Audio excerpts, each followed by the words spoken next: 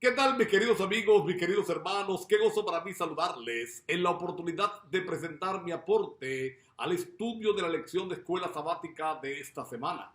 Estamos llegando a la lección número 11 de este primer trimestre del año 2023. Es la penúltima lección de este trimestre, porque este trimestre, al igual que el anterior, se sale del común y solamente va a tener 12 sábados. Así que esta es la penúltima de un trimestre que ha sido por lo demás muy especial, aleccionador, de grandes bendiciones y de grandes enseñanzas para cada uno de nosotros.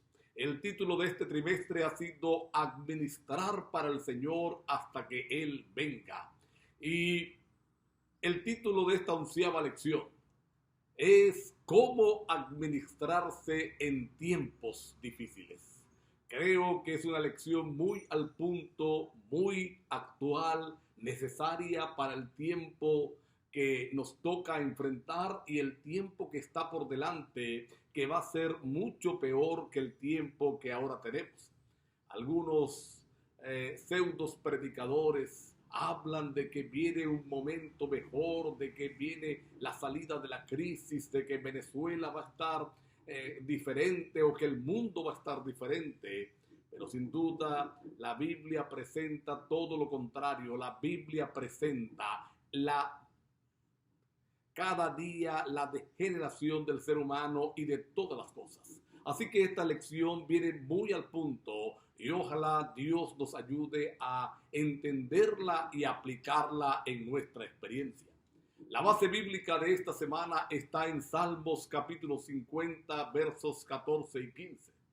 Y hay varias recomendaciones que el Señor, inspirando al salmista, nos da, pero que sería bueno mirarlas, recordarlas y atesorarlas en el corazón. En primer lugar, dice que el salmista va a hacer sacrificios de alabanza. Debemos pagar los votos que le hacemos al Señor, es decir, las promesas que hacemos al Señor, debemos cumplirlas.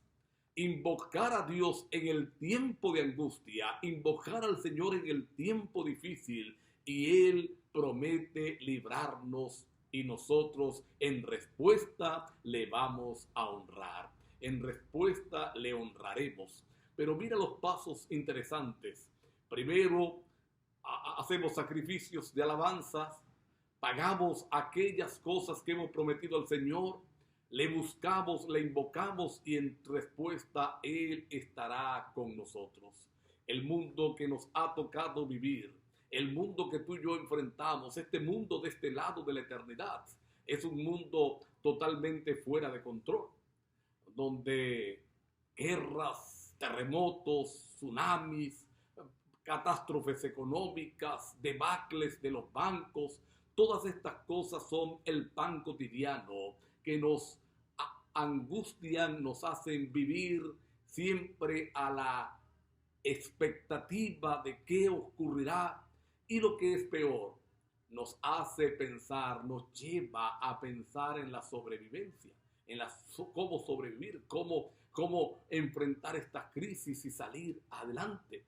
Los afanes de la vida son cotidianos. Tenemos deudas que pagar, dice la lección, hijos que crear, tenemos educación que pagar, medicinas, problemas de salud. Aparte de esto necesitamos techo, ropa, vestimenta, y muchas veces nuestra mente está cauterizada en estas cosas. Nuestra mente está tan arropada por esa inmediatez, por esa necesidad de lo inmediato, que olvidamos que nuestra ciudadanía no está en esta tierra y que tenemos un Dios todopoderoso, un Dios amante que tiene el control y que Él nos promete la victoria.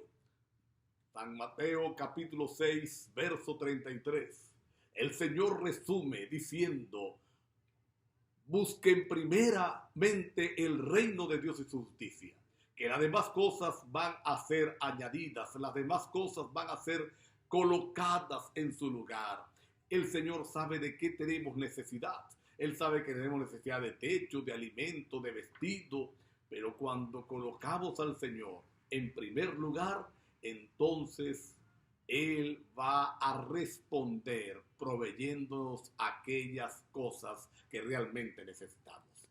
De hecho, la primera lección o el primer segmento de esta lección lleva como título Poner a Dios en primer lugar. Y nos trae una historia fascinante como base de la sección. Una historia que particularmente a mí me encanta, me gusta usarla y la estamos usando de hecho en el otro programa que tenemos en este canal de los 10 minutos de poder. Es la historia de Josafat que encontramos en el capítulo número 20 de Segundo de Crónicas. Una multitud, dice la palabra de Dios, de moabitas y amonitas, un ejército incontable venía contra Josafat, venía contra Judá. Era una crisis nacional. Se había presentado un momento de crisis terrible. Y dice la palabra de Dios que Josafat inteligentemente buscó al Señor, buscó a Dios de primero. Mira que Josafat pudo haber hecho otras cosas. Josafat pudo haber organizado el ejército, nombrar nuevos generales, reclutar nuevos soldados, entrenarlos y después entonces cuando ya todo está listo, vamos a orar para que Dios nos bendiga. Sin embargo, dice la palabra de Dios que Josafat lo buscó primero. Primero colocó a Dios. Y cuando Dios respondió con aquella promesa extraordinaria de que Él pelearía por ellos, el versículo 20, Él viene y motiva al pueblo, invita al pueblo a creer a Dios para estar seguros y creer en sus profetas para ser prosperados. Hoy necesitamos, al igual que Josafat, hacer lo mismo. En medio de la crisis que estamos viviendo, de cualquier índole, crisis de salud, crisis de economía, crisis de trabajo, crisis familiar, en medio de todas esas crisis, coloquemos a Dios en el primer lugar. Coloquemos al Señor en el primer lugar, porque ¿sabes algo? El mismo Dios que peleó por Josafat, el mismo Dios que le dijo a Josafat, no tienes que disparar ninguna flecha, yo voy a tomar esta batalla, yo voy a salir al frente, yo pelearé por ustedes, es el mismo Dios que hoy decide pelear por aquellos que lo colocan en primer lugar. Así que aquí tenemos la primera receta para enfrentar los tiempos difíciles, para enfrentar los tiempos de crisis. Es buscar a Dios, es colocarlo en primer lugar, realmente permitirle al Señor tomar el control para enfrentar los desafíos. El ejemplo de Josafat debe ser nuestro ejemplo. Una segunda sección en esta semana va a llevar como título Confía en Dios, no en tus recursos. Y nos va a presentar otra historia interesante de la Biblia. Va a traer a colación otro episodio bíblico de otro rey, pero que al contrario de Josafat se equivocó, fue malo. Y esa equivocación trajo un prejuicio, una perturbación terrible al pueblo de Dios, trajo perturbación al pueblo del Señor. La historia la encontramos en Primero de Crónicas, capítulo 21, a partir del verso 1 y más o menos hasta el 14. Un día, dice la palabra de Dios que Satanás tentó a David, y David cayó en aquella tentación y ordenó hacer un censo entre los hombres que podían tomar las armas para saber exactamente con quién contaba, para saber exactamente el número de sus soldados, para saber exactamente el número de las personas que podía reclutar en caso de una emergencia. Y dice el relato bíblico que su general en jefe, Joab, fue un poquito más inteligente que él. Él le dijo: oh, el Señor añada 1000 veces más lo que tienes. No hagas ese censo. En otras palabras, Joab le dijo, recuerda que nosotros dependemos de Dios. Nuestra fuerza no está en cuántos hombres tenemos, no está en cuántos soldados tenemos. Nuestra fuerza está en el Dios que tenemos. Pero dice la palabra de Dios que David se impuso, al fin y al cabo era el rey, impuso su voluntad, impuso el pedido y Joab fue a hacer el censo. Y cuando trajeron el resultado del censo, David cae en la realidad del pecado. Y entonces, tristemente, una plaga azotó a Israel y muchos de aquellos que habían sido contados, muchos de aquellos en los que David estaba confiando, en las fuerzas que David estaba confiando, estaban siendo o estaban muriendo.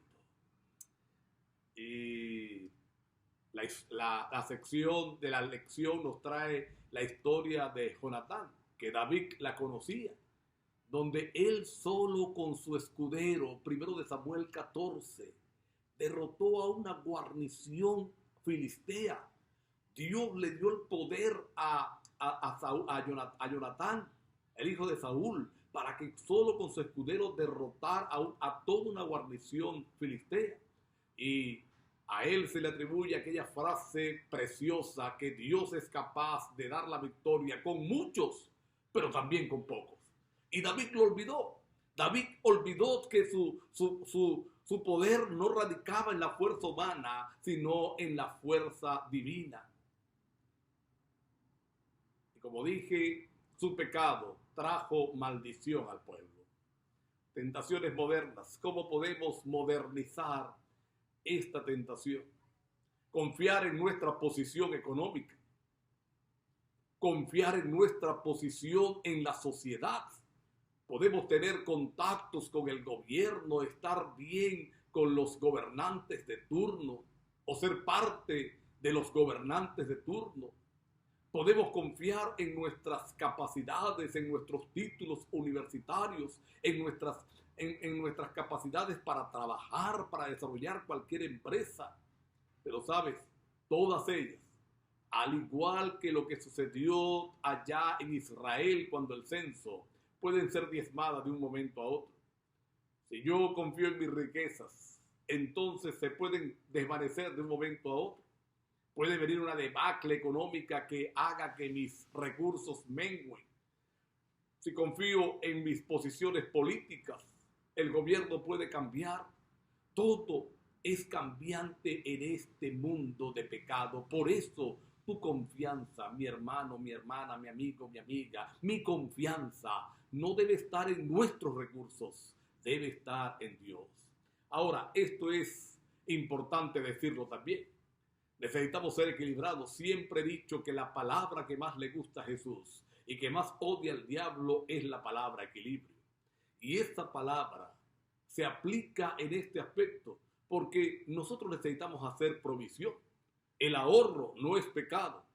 El tomar precauciones para tener no es pecado. El pecado está cuando mi confianza está en lo que está en la cuenta bancaria. Cuando mi confianza está en mis ganancias. Allí tenemos un problema y hay que pedirle a Dios que nos ayude para no caer en el lazo satánico y saber siempre que es Dios en medio de la crisis, es Dios en medio de la nada, teniendo mucho o poco, el que se manifiesta para nuestra bendición. Una tercera sección en esta semana va a llevar como título Es hora de simplificar. Y la lección comienza haciéndonos una pregunta. ¿Qué debemos hacer en tiempo de crisis? ¿Cómo debemos actuar los cristianos, los que amamos al Señor, los que sabemos que Él regresa por segunda vez, especialmente los adventistas del séptimo día? ¿Cómo debemos actuar? Debemos atrincherarnos en nuestros recursos y entonces empezar a ver cómo guardar más, cómo tener más para salir adelante. O al contrario, nosotros debemos estar cada día. Es el consejo de la lección. Y es el consejo tomado de la palabra de Dios y del espíritu de la profecía, simplificando nuestras posesiones. Porque hay personas que se dedican a tener y quieren tener más y quieren tener más y quieren tener más. Y en el desespero por tener más olvidan que este mundo no es su hogar. Y como dice la lección, Dios no está enviando camiones para hacer la mudanza para el cielo, llevar nuestras cosas. Según segunda de Pedro capítulo 3, del 3 al 12, todo lo que está en esta tierra se va a quemar. Todo lo que está en esta tierra un día va a ser convertido en ceniza, porque el Señor hará todo nuevo. Así que no importa cuántas posesiones tú tengas ahora, ellas van a desaparecer, ellas se van a quemar. Por eso en el tiempo del fin, nosotros debiéramos estar invirtiendo en la verdadera obra, en la obra del Señor. Debiéramos estar usando nuestros recursos para que la obra crezca, para que se predique el Evangelio.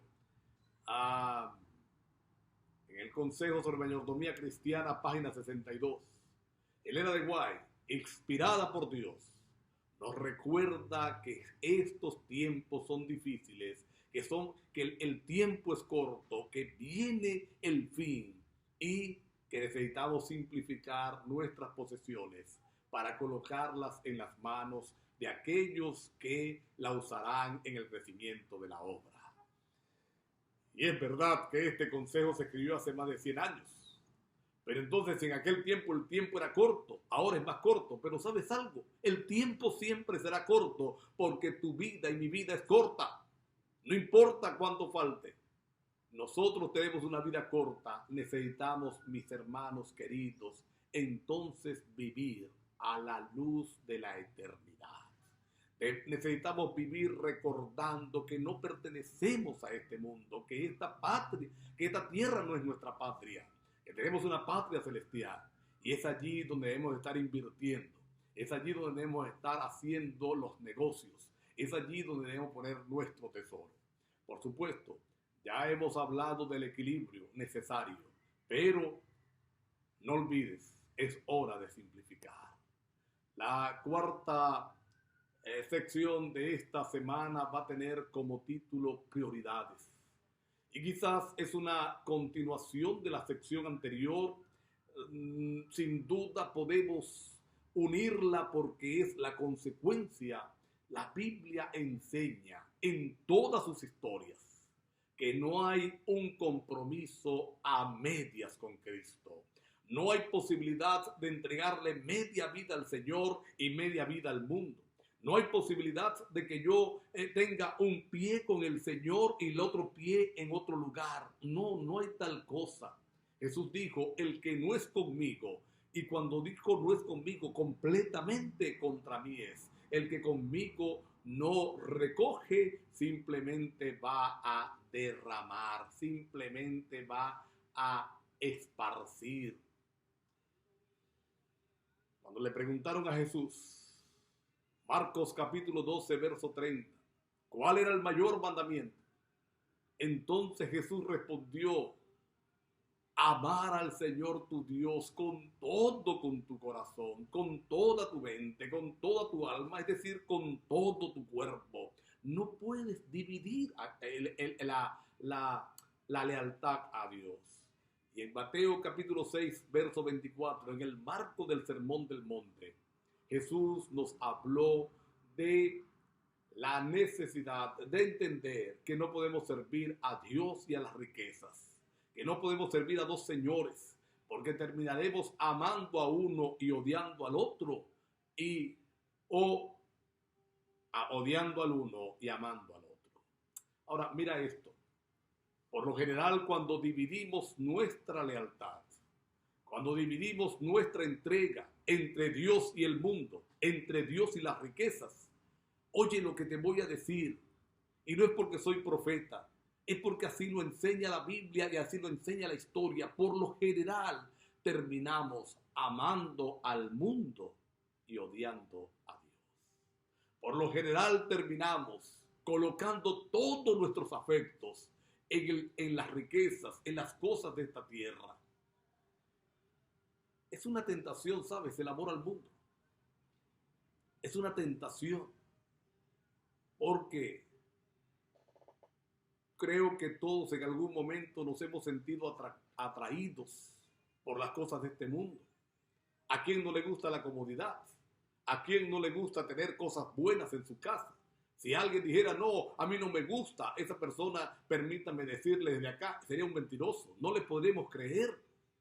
Pero necesitamos decirle al Señor, Señor, ayúdanos a recordar a dónde vamos, de dónde venimos y hacia dónde vamos. Ayúdanos a recordar, Señor, que muy pronto tú vendrás para entregarnos la patria celestial.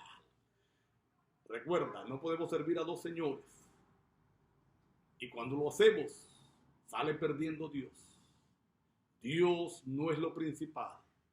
Y en consecuencia perdemos, somos nosotros.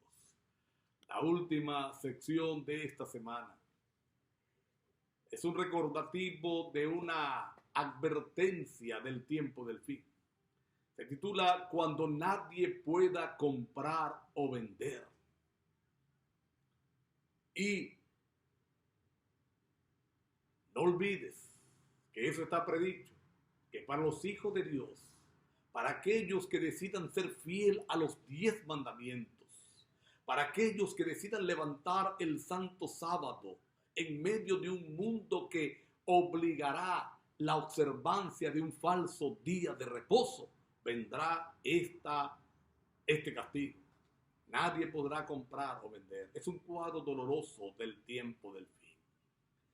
¿Cómo podemos prepararnos para ese tiempo? ¿Cómo podemos prepararnos? Porque mira, si ahora estamos en crisis, si ahora creemos que hay crisis, vienen crisis peores. Como dije al principio, este mundo no va adelante, este mundo va atrás. En primer lugar, debemos evitar ser esclavos de nuestro dinero, ser esclavos de las cosas de este mundo. Difícil, difícil. Porque vivimos en un mundo de compra y venta. Vivimos en un mundo que se desarrolla en comprar y vender. Pero necesitamos decirle al Señor, Señor, ayúdanos ahora mismo a no ser esclavos de nuestro dinero, a no ser esclavos de las cosas de este mundo. Y el Señor dejó una forma de liberación. Ser fiel en la devolución de los diezmos y las ofrendas. Cuando nos desprendemos del diezmo y lo damos con el corazón a nuestro Dios, estamos reconociéndole que Él es el Señor. Estamos reconociendo que Él tiene el control. Estamos reconociendo que Él hará frente a nuestras necesidades en medio de cualquier situación. ¿Sabes? Yo siempre he imaginado el tiempo del fin de una forma gloriosa en el nombre del Señor. Y lo he comparado a Elías, allí cuando enfrentó a Acab y le advirtió que no iba a llover, y Dios le ordena ir al arroyo. Mira, dice la escritura que Acab lo andaba buscando por todo lugar, el rey le andaba buscando por todo lugar, y él estaba en el arroyo, tomando el agüita del arroyo y siendo alimentados por los cuerpos. Es decir, aunque había una persecución, una crisis, Dios estaba allí.